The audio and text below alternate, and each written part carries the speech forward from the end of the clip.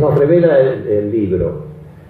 Debo confesar que yo llegué a un punto en la lectura donde encontré, creo que agrupados, en un capítulo que habla de los odiadores, sin especificar el nombre en el título o en el título del capítulo, que me desconcertó, porque me dio la sensación de que no tenían demasiada significación esos personajes.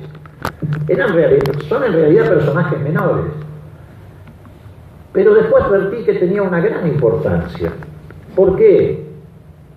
Porque a diferencia de lo que ocurrió hace 100 años atrás, donde los intelectuales orgánicos de la derecha, del conservadorismo, eran estos que acabamos de nombrar, Mitre, Sarmiento, etc.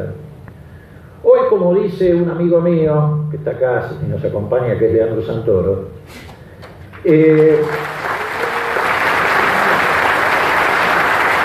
aunque nos parezca mentira, y como parte de este proceso de degradación, los intelectuales orgánicos de la derecha hoy son estos personajes. Son los comunicadores sociales. Esos son hoy los intelectuales orgánicos de la derecha y del conservadorismo. Y por eso adquieren relevancia en el libro. No solo por sus condiciones personales, no por sus dotes intelectuales propiamente dicho, sino porque cumplen un papel relevante en este odio que se ha transformado en herramienta política de los grupos dominantes. Son ellos los que han ido llevando, por ejemplo, al concepto de que las chicas se embarazaban para tener la asignación universal por hijo, en esa simplificación. O que los trabajadores se cortan un dedo para hacer un juicio laboral y no trabajar. Y ahora nos quieren hacer creer, porque son miserables, que un discapacitado modifica deliberadamente sus cromosomas para tener un subsidio. Tal vez a los fundadores de los intelectuales de la derecha ni siquiera a ellos se les hubiera ocurrido una mirada tan miserable y tan patética del ser humano. Entonces, contra esto va este libro, en esta batalla permanente que tenemos por la construcción de sentido común. Es una contribución muy importante. ¿Y saben por qué? Porque en este tiempo necesitamos de estas cosas escritas, vamos a necesitar de nuestras gargantas, tal vez necesitemos en un extremo de pegamento para poner cosas en los postes y en los árboles.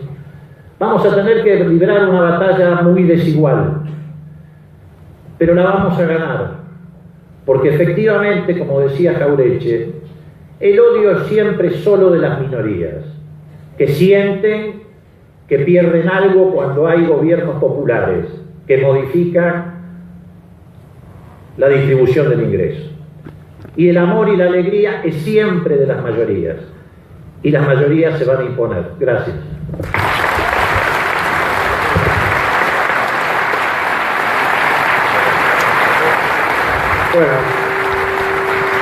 Bueno. Aníbal Fernández. Como verán, trajimos un mudo para que hablaran. Hola, viejita. En ella, a todos los amigos que están presentes. Gracias, Leandro, Carlitos, Juan Pablo, otro Carlitos, Justo, Carlitos Tomada, Darío, Changuito, Jorge, los que veo, Pleini, María, Leandro, Daniel, dije Daniel, ¿qué haces, nene?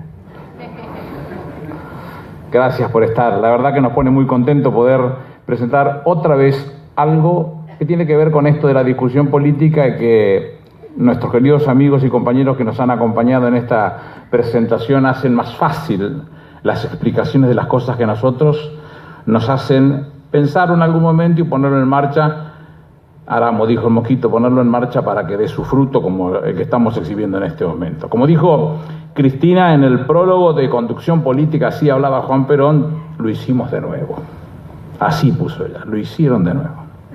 Es nuestro quinto libro y nos llena de orgullo, por supuesto, claro que sí, cómo nos va a poner muy contentos pensar de esa manera, pero nosotros no somos escritores, nosotros somos políticos que decimos nuestras cosas de la política en un libro. Es la mejor forma que tenemos de expresarnos y de hacerlo conocer. En primer lugar, quiero hacer mi reconocimiento porque nosotros hemos inventado un muy buen método que funciona espectacularmente bien para hacer libros, pero si no se lo carga Carlito al hombro, este libro no sale, así que mi reconocimiento a Carlitos Caramelo.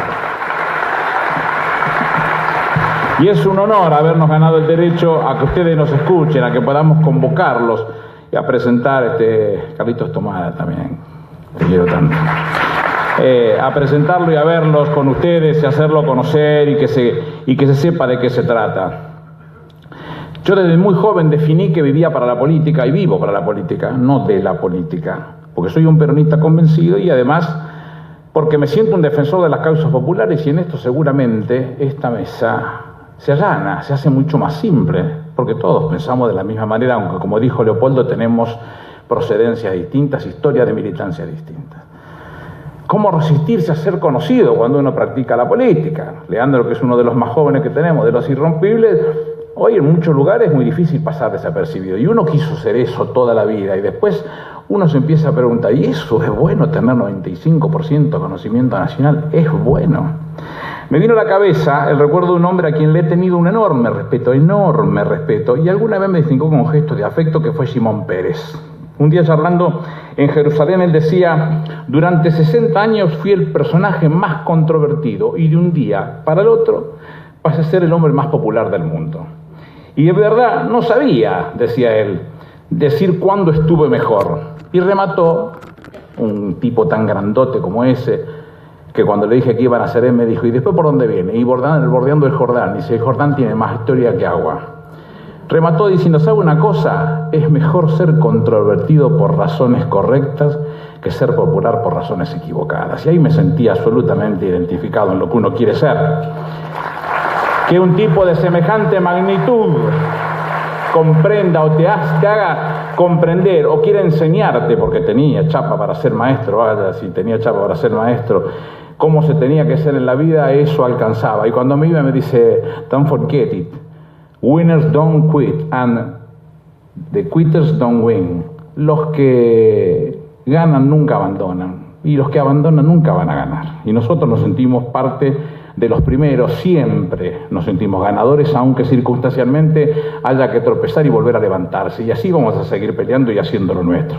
Y así presentamos el primero más una recopilación que otra cosa de los discursos de Eva Perón, la tibia nuestra participación, pero después ya Sonceras Argentinas y otras hierbas y nos quedaba corto y fuimos con Sonceras Argentinas al sol. ¿Por qué al sol? Y porque muchos dicen que en verano no se hace política, pero Juan Perón ganó un 24 de febrero.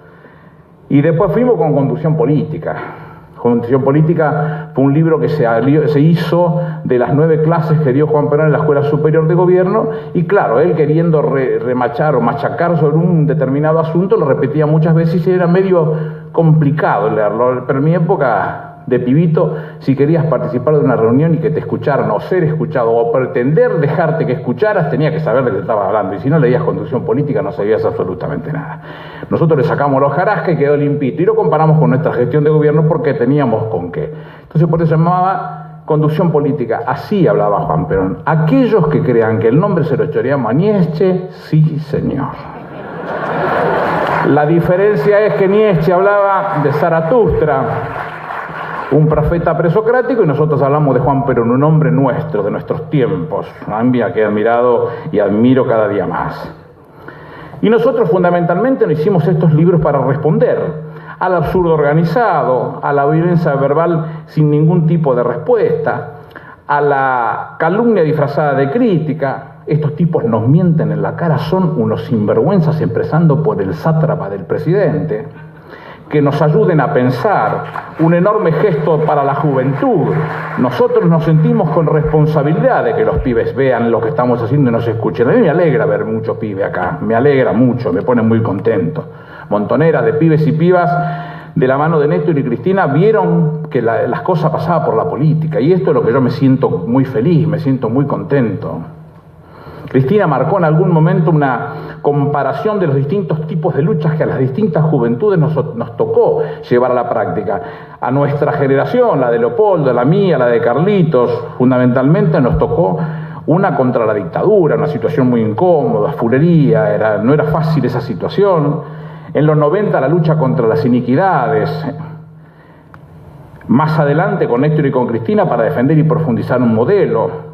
Hoy nos va a tener que tocar para defender los derechos de nuestro pueblo agraviado, insultado y pisoteado por esta derecha basura que nos toca de gobierno y que agravia al pueblo todos los días. Pero ¿saben qué? Nosotros tenemos ventaja respecto de esta gente, porque lo dice Calle 13, entre las patas nunca escondo el rabo, prefiero morir como rebelde que vivir como esclavo. Seguro que los tuyos se rinden primero, porque los soldados míos no pelean por dinero. Nosotros tenemos militancia activa que tiene conciencia de esa necesidad de participación popular y que estos derechos del pueblo se tienen que defender. Y no nos vamos a quedar quietos porque eso no es nuestra manera de actuar. Nosotros decíamos en los otros libros que nos habíamos propuesto recomponer el contrato social, porque el contrato social, decía Octavio Paz en la Universidad de México allá por el 70, el contrato social era un contrato verbal, pero así se hace imposible. Y resulta que en el medio del camino nos venimos a enterar que la grieta la hacemos nosotros. Entonces la cosa mucho más jugosa para ponerse a analizarla. Y a nosotros nos poníamos con Carlito a sacar ejemplos, y era imposible, no terminabas más de poner ejemplos, con lo cual lo acotamos a lo poquito que pudimos. Pero dice, ¿dónde arrancan esas divisiones que ellos llaman grieta, agraviando siempre al pueblo? No el pueblo representado en el movimiento nacional peronista agraviando, o cualquiera de los partidos nacionales populares agraviando al resto. Enfrentaron a Moreno con el gobierno popular. Dejaron solo a Belgrano. ¿Sabe quién lo dejó solo? Juan Martín de Pueyrredón, que era gobernador de Córdoba por entonces, cuando Belgrano estaba en el ejército del norte. Lo dejaron solo a San Martín, cuando el mismo Pueyrredón le sacó lo que es pariente de Patricia Bullrich, de los Pueyrredón, de los Cantilo, de los Luro, son todos los mismos parientes. Lo dejaron solo a San Martín, en las mismas condiciones cuando era director supremo de las Provincias Unidas del Río de la Plata. Lo fusilaron a Dorrego, con el incentivo de muchos de los intelectuales de la época, uno de ellos Salvador María del Carril, después será vicepresidente de Urquiza. Mataron a Juan Facundo Quiroga. Recibieron ayuda de los ingleses y ejército de portugueses para derrocarlo a Rosas en Caseros. Fundaron un diario en enero de 1870 para dividir a los argentinos. Le mostraron las tapas a los muchachos. Ese es el concepto que se tenía. Torcieron la historia mintiendo, y ¿sabe qué llegaron a hacer? En el libro se lo contamos nosotros: quemar documentos para que la historia siga siendo la que ellos habían falseado y le habían mentido a nuestro pueblo.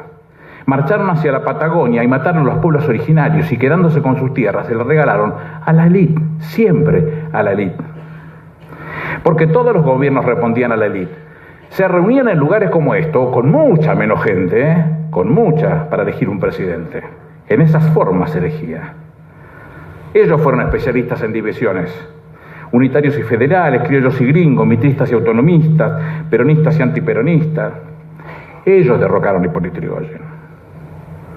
A ese Hipólito Yrigoyen que se dijeron tantas barbaridades como se pudo. Y Juan Perón dice en el 45 que él en 1916 lo había votado Yrigoyen y que involuntariamente había participado del golpe del 30. Y después dice Perón, ¿a dónde está toda la cosa que se dijo de Yrigoyen? ¿Qué se pudo comprobar? Ninguna. ¿Sabes qué? Ninguna se pudo comprobar.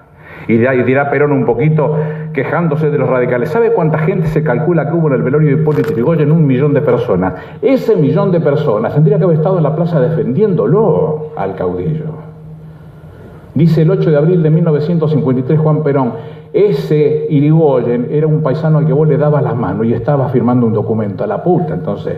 Ese Yrigoyen que sigue estando en las calles de los principales pueblos de este país sigue siendo el mismo Hipólito Yrigoyen. ¿Vos tenés alguna calle de alguno de los turros que lo derrocaron? Ninguna. Ninguna. No tengas duda que ninguna.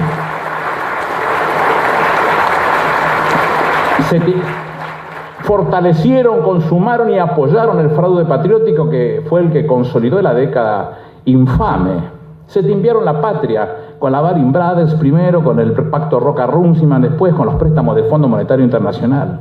Bombardearon la Plaza de Mayo el 16 de junio para derrocar a Perón. Fueron mentores de las dictaduras del 66 y del 76, manipulados siempre por la élite, siempre por la élite.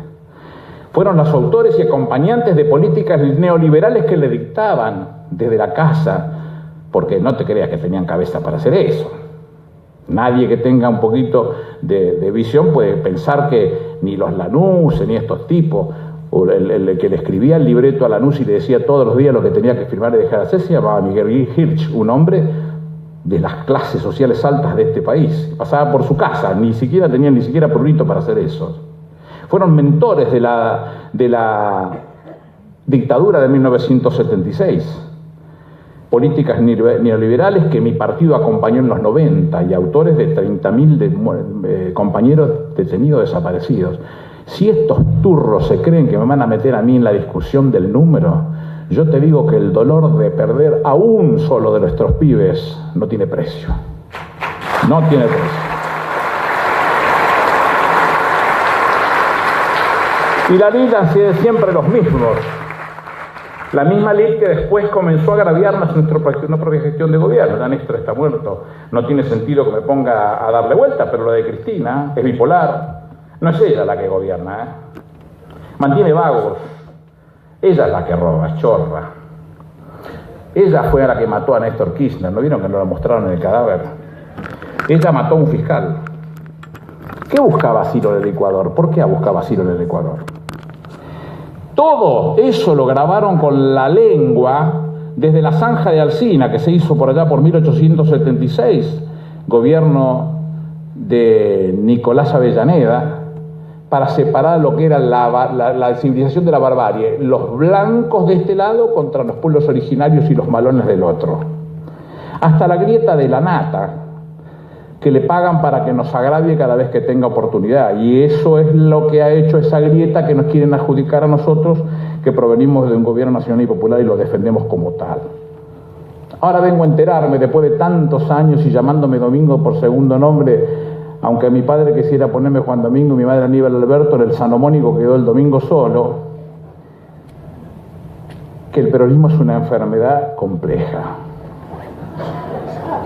Nos decían estos tipos, ¿no eran que venían a unir a los argentinos estos tipos? ¿A cerrar esa grieta que habíamos generado nosotros?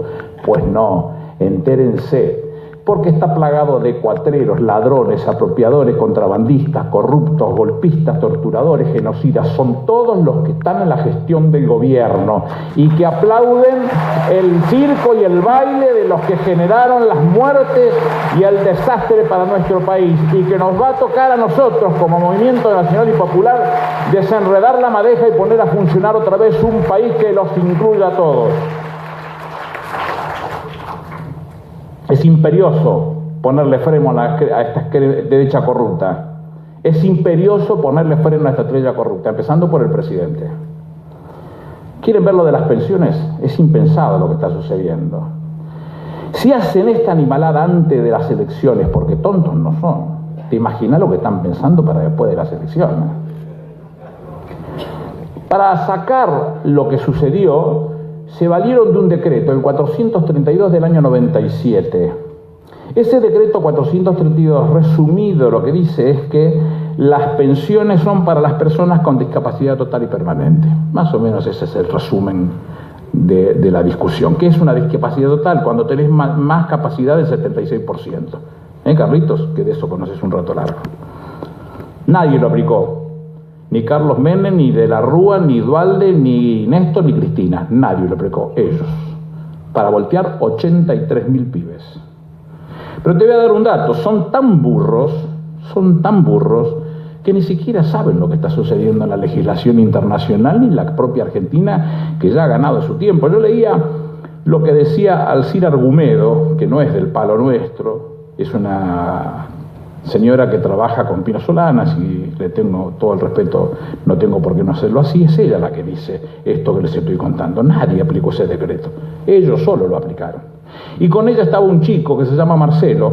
Ese chico Marcelo le faltaba un brazo y le faltaba una pierna. Y le sacaron la pensión porque tiene un Fiat Uno, modelo 1904. ¿Viste cuando es el emporio a la pelotudez? ¿Qué es lo que están buscando? ¿Por qué lastimarlo al pibe? ¿Por qué lastimarlo al pibe? Pero son tan burros que se comieron en el medio que en el 2014 la Argentina aprobó y tuvo que tratarlo, lógicamente, el Congreso de la Nación, la Convención sobre los Derechos de las Personas con Discapacidad. Y conforme al artículo 75, inciso 22, tiene característica o rango constitucional. Con lo cual esto que han hecho es una brutalidad como todas las que suelen hacer en estos casos, porque estos tipos se creen eternos y porque se creen que algún día no los van a ir a buscar. Yo te garantizo que sí. Lo más importante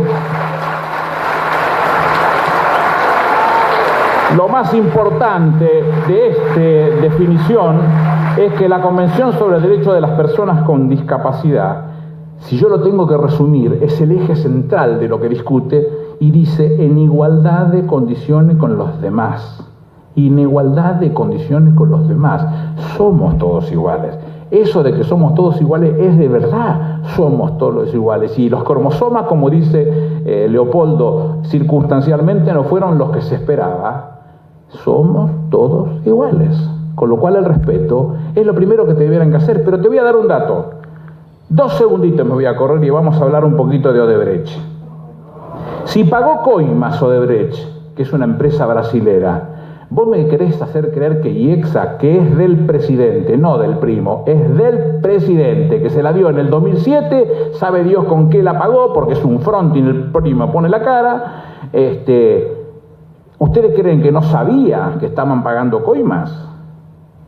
¿No es raro que esta empresa IEXA, que todo lo que está sucediendo en el país va contra lo que dice la ley 13064, que es la que tiene el régimen de la obra pública, o la 19549, que es la ley del procedimiento administrativo, dice que habría que darla de baja en forma inmediata? No la dieron de baja y la vendieron en fortuna. Podemos saber quién hizo el due diligence. ¿Qué es el due diligence? Cuando se vende una empresa, uno se reserva por esta cualidad la posibilidad de revisar todo antes de que definitivamente se dé por terminado el trato, para garantizarse que no vamos a tener dolores de cabeza posteriores. ¿Quién lo hizo? ¿Separaron fondos suficientes para las contingencias que van a venir después de estas complicaciones?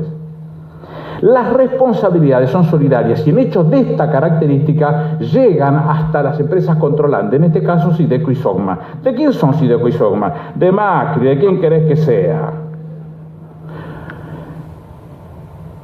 ¿Ustedes creen que esta empresa la van a dar de baja? No, señores, nunca la dan de baja porque es del presidente. Nunca. Y entonces me puede decir, si no van a dar de baja a IEXA, que han robado la plata que han robado, ¿por qué volteás 83.000 pensiones, pedazo de hijo de puta? 83.000 pensiones. Te hablan de la tijera de las jubilaciones y los salarios, subiendo la edad para los hombres y las mujeres. Te hablan de acortar los beneficios, te hablan de sacar las posibilidades, te hablan de recortar por los 4 costados y para definir lo que ellos quieren que sea su propio déficit fiscal. Definición de un número que a ellos los muestre como que son con autoridad, responsables, serios, de alguna cuota de seriedad, y que les puedan mostrar al Fondo Monetario Internacional que están dirigidos hacia lo que ellos dicen se van a dirigir para pedir más plata, porque hasta esta altura del partido llevan 45.921 millones de deuda externa en dólares, y entre los pesos y la guita de los privados estamos cercanos a los 83.000 millones de dólares. Lo que nos van a dejar es una tierra rasa, lo que van a dejar es un Estado implosionado que no va a tener forma de poder resolverse y hay que mucho que discutir. Y por eso utilizan todas las herramientas que tiene, te insultan, te agravian, te inventan. Fíjate, buen presidente, lo que se le agarró con Héctor Recalde. ¿Sabes cuál es la diferencia y por qué se hace mucho más fácil esto? Porque el presidente no tiene prestigio y Héctor Recalde sí. Entonces se hace muy fácil de explicar. Pero yo entonces tengo la obligación de llamar la atención en eso, y con esto quizás es lo que más insistimos. Ojo, los viejos que lo votaron, acuérdense que le cagó los remedios, se lo dijimos esto nosotros, Y los docentes que lo votaron, acuérdense que les cagó la paritaria. Y los pibes que lo votaron, acuérdense que les cagó la computadora, viejo, dejen de lamentar al verdugo, no alimenten más al verdugo, son estos los que lo están cortando ustedes, con el blindaje de los medios, con un gobierno que alienta desde el lugar que le toca la ruptura del peronismo, generar 3 partidos con 3 cabezas. ¿No vieron todo lo que pasó en estos días? Era muy simple, tenían 2 partidos con cabeza propia, la del presidente con el presidente que es el empleado del mes, tiene la fotito pegada en el despacho, la de Massa que es el otro, que está peleando por ser el empleado del mes en cualquier momento, faltaba uno más, que es el de nuestro partido con un nombre propio. Y esa es la discusión que nos quisieron brindar. Esa es la discusión que nos quisieron brindar. ¿Por qué en Cristina entonces? Porque está en discusión un proyecto nacional y popular que nació un 25 de mayo del 2003, al que me tocó acompañar desde el primer momento, que concluyó con un reconocimiento popular en la plaza plagada de gente que decía que habían comprendido el mensaje de un cambio hacia el reconocimiento de los derechos de las distintas componentes del pueblo argentino. Justa distribución del ingreso, la intervención del Estado en determinados segmentos de la economía, la apertura previsional. Carlito no me deja de mentir, 97% de los hombres y las mujeres en condiciones de jubilarse con la jubilación en la mano, soberanía energética, la recuperación de YPF, mejores condiciones de vida de nuestro pueblo, porque está en discusión el movimiento o el proyecto nacional y popular, que tiene que ser inclusivo y que, como decía Néstor Kirchner, con movilidad social ascendente, nos tiene que garantizar esos elementos. Eso es peronismo para nosotros. No se explica demasiado, es peronismo. Entonces, ¿puede haber unidad? ¿Unidad para qué tiene que haber? ¿Por qué no analizamos también esa situación?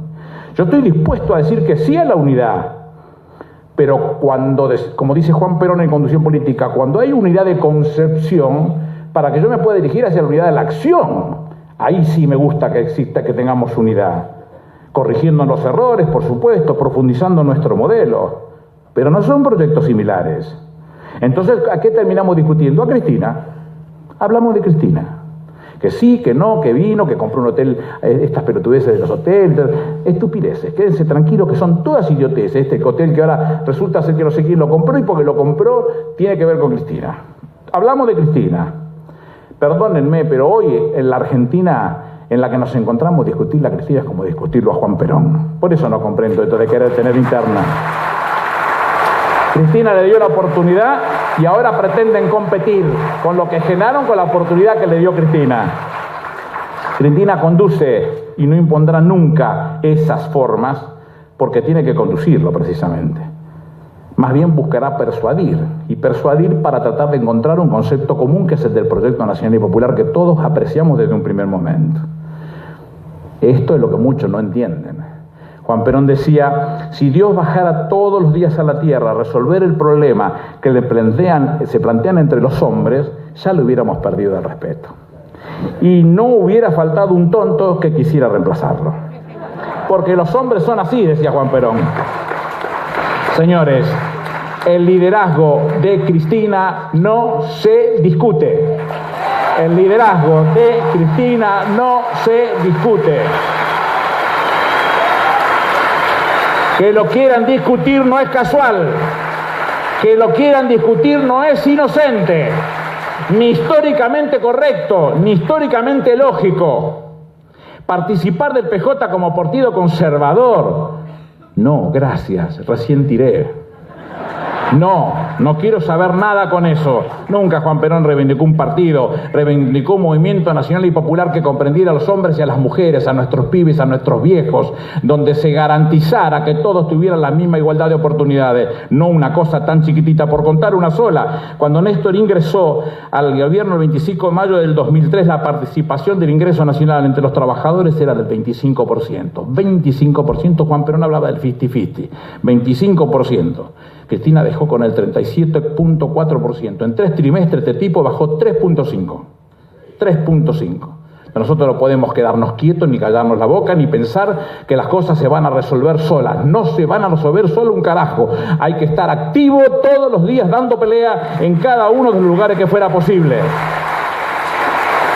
Yo siempre supe contar que cuando era pibe y comenzaba mi militancia siempre tenía esos ejemplos que se miraban como enormes, inalcanzables, que era casi un superhombre y para mí era Cacho Enver el Cadri. Y él decía, perdimos y no pudimos hacer la revolución, pero tenemos y tendremos razón de volver a intentarlo. Y habremos ganado cuando los pibes agarren nuestros papeles y se den cuenta que no todo se compra, que no todo se vende y tengan ganas de querer cambiar el mundo. Ese es el secreto de la discusión. Jauretche se dedicó a presentar sus libros refutando las barbaridades que decían contra Juan Perón. Bueno, con mucha humildad y no siendo ni parecido a Jauretche, nosotros con Carlito lo que buscamos es desbaratar las barbaridades que se dice de Néstor y de Cristina. Y te pongo 3 ejemplos que son inclusive hasta un paralelismo con Arturo Jauretche. El poder económico en el gobierno de Juan Perón y en el gobierno de Néstor y de Cristina, el poder económico y el poder político nunca estuvieron en el mismo lugar. Nunca. Los enemigos son los mismos. Y nuestra agenda sigue estando llena de sueños de pizzería y de cafetines, dijo Dolina un día y me quedó absolutamente arraigado. Absolutamente arraigado. Si quieren pensarlo un poquito más atrás, y haciendo honor a nuestro invitado, cuando se produce en 1910, cuando gana la elección Roque Sáenz Peña, y el colegio confirma que es el presidente y su vicepresidente, Roque Sáenz Peña estaba en Europa. Vuelve, adelanta su viaje y pide 2 reuniones, una con José Figueroa Alcorta, presidente de la Nación en ese momento, y la otra con Hipólito Yrigoyen. La discusión con Yrigoyen es dura, porque es lo que le dice Yrigoyen, que se deje de joder con las revoluciones. Había sido una revolución en el 90 del Parque, la revolución del 93, la revolución de 1905, deje de joder con esto, viejo, métase en la política. Y Yrigoyen hace las cosas muy simples, le dice, deme una ley de comicios, la 88-71, la que todavía seguimos llamando la ley Sáenz Peña. Y en ella se discuten muchas cosas. Y entre las cosas que se discuten es la edad de los que votan. Nosotros de 100 años después nos dimos cuenta de que los pibes a los 16 años estaban condicionados y capacitados para votar, para poder hacerlo. Bueno, nosotros en esa opción se da que Hipólito Yrigoyen gana en 1916 y él intenta, es el primero que intenta realmente separar el poder real del poder formal, a pesar de que tenía dentro de su gabinete a 5 terratenientes, el ministro del Interior, el de Economía, el de Agricultura, el de Obras Públicas y el canciller. Sin embargo, fue el primero que lo marcó. Autor de la 11.544, Carlitos Tomada, ley de 8 horas de trabajo, del guardapolvo blanco, del respeto por el otro, de la seriedad en el manejo de la cosa pública. Ese 16 de septiembre, previo a esa etapa que vos mostrás, él se va a La Plata a verlo a Nereo Corbeto, que era el gobernador, amigo personal de él. Corbeto le dice, está perdido, ya está, entréguese en el 7 de Infantería, y se entrega en el 7 de Infantería. Y Corbeto raja para la casa de un enemigo público de la política del radicalismo, que era la de Alberto Barceló en Avellaneda, y él le da cobijo para evitar que ser lastimado en la historia. Que sigue la política sigue teniendo respeto el uno por el otro, aún los lugares que ocupemos, no con tipos de esta característica, donde han tomado el gobierno por asalto solamente para robar la familia del presidente y sus amigos.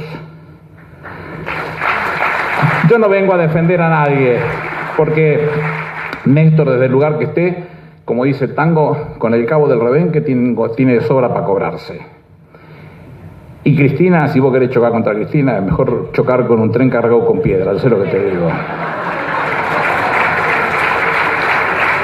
Decía don Arturo Jauretche, valiéndose del Martín Fierro, dice, las armas son necesarias, pero nadie sabe cuándo. Ansina, si andás paseando y de noche sobre todo, debes llevarla de modo que al salir salga cortando, que nuestra palabra sea eso, que podamos multiplicarnos todos los días y cada vez que digamos duela, corte, que duela, que al salir salga cortando, que realmente sientan que nuestro país está en manos de improvisados y chorros, y digámoslos con todas las letras, demos la pelea, no aceptemos que estos tipos arrebaten el beneficio y el respeto de nuestra gente. Nosotros estamos orgullosos de nuestros libros, también estamos orgullosos de nuestro pueblo. Debemos volver por el gobierno y es Cristina la que nos va a dar la oportunidad de transformar a la Argentina en lo que fue. Esa es la posibilidad que tenemos por delante.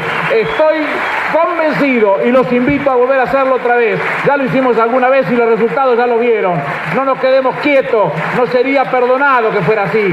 No nos demos la oportunidad Demos la pelea todos los días. Estos tipos están robando la Argentina y es responsabilidad de la militancia recuperar el país. Muchísimas gracias, amigos. Muchas gracias.